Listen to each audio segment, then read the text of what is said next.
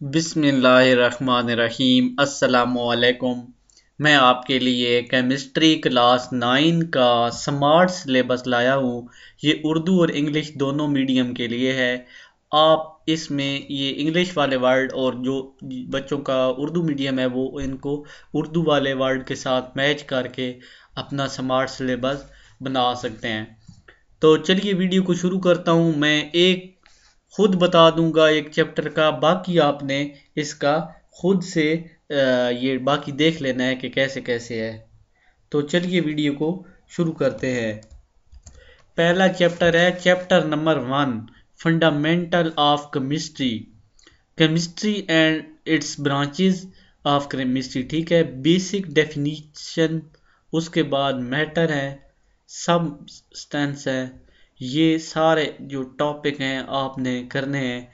यहाँ पे देख सकते हैं कि कैलकुलेशन है, एग्जाम्पल जो है 1.5 वाली करनी है। ये जो चैप्टर एंड होता है ना, उसके एंड पे एक्सरसाइज होती है वो है। ठीक है, मोल पार्टिकल, उसके बाद कैलकुलेशन, एग्जाम्पल 1.6.7, ये पेज लिखी हुई है। ठीक है, 4 से 14 तक और ये 16 से 22 तक। ठीक है, ये इस तरह इन्होंने बनाया है system.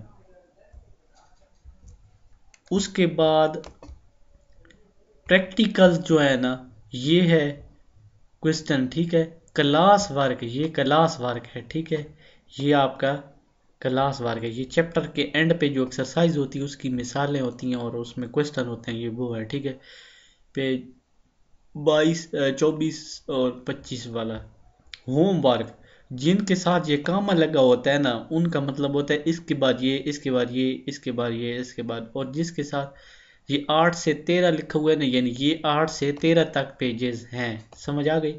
Homework short answer question जो है ना, 1 से 8वें तक, फिर 10वां, 11वां, 12वां, 14वें से 17वें तक और 19वां, फिर पेज 25 से 26।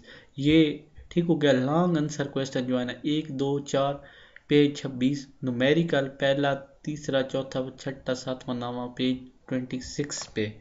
ये इस तरह का इन्होंने फार्मूला बनाया है। सही हो गया, आपको समझ आ रहा होगा। उसके बाद नेक्स्ट चैप्टर शुरू होता है। ठीक हो गया, नेक्स्ट चैप्टर आप देख सकते हैं कि ये वाला है। ये यहाँ से यहाँ तक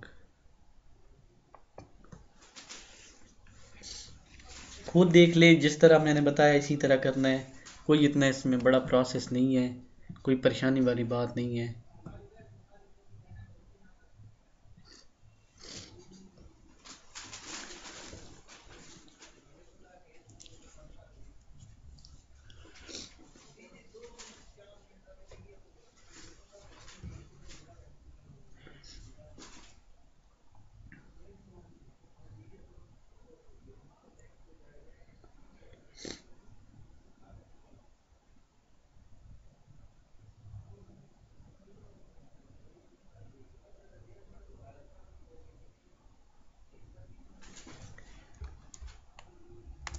उसके बाद तीसरा चैप्टर है, आप देख सकते हैं तीसरे चैप्टर में क्या क्या चीज़ें करनी है।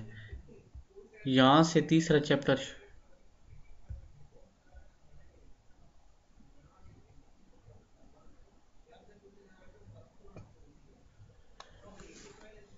ये तीसरा चैप्टर है।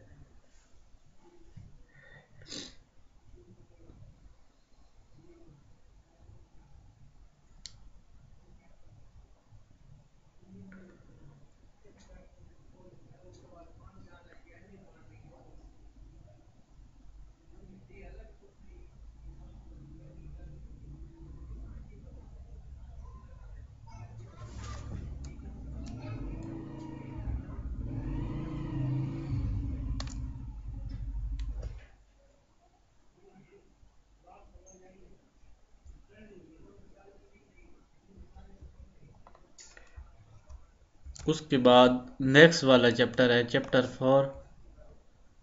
चौथा चैप्टर यहाँ से यहाँ तक है।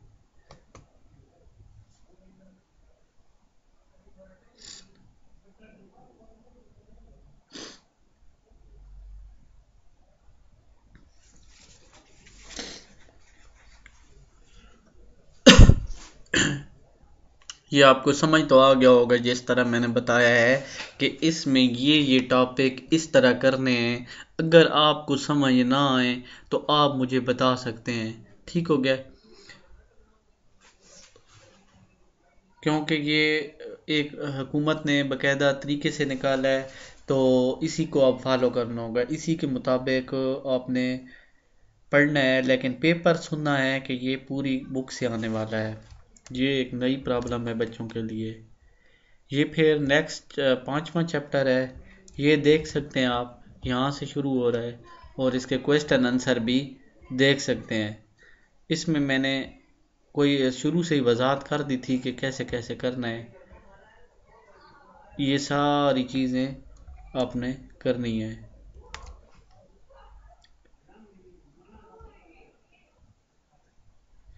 उसके बाद ये देख लें चैप्टर 6।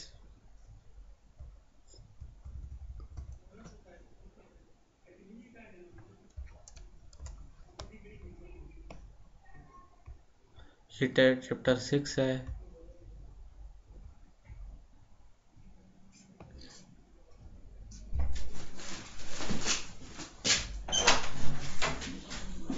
ये चैप्टर 6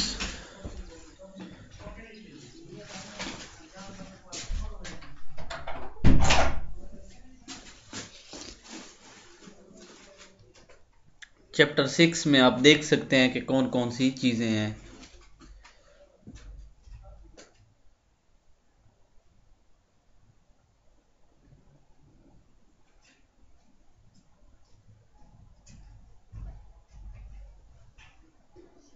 इसके बाद आप देखें कि चैप्टर नंबर 7 में कौन कौन सी चीज़ें हैं, आप वो भी कर सकते हैं, ताकि आपको किसी किस्म का कोई प्रॉब्लम इशू ना हो। ये चैप्टर 7 की चीज़ें हैं।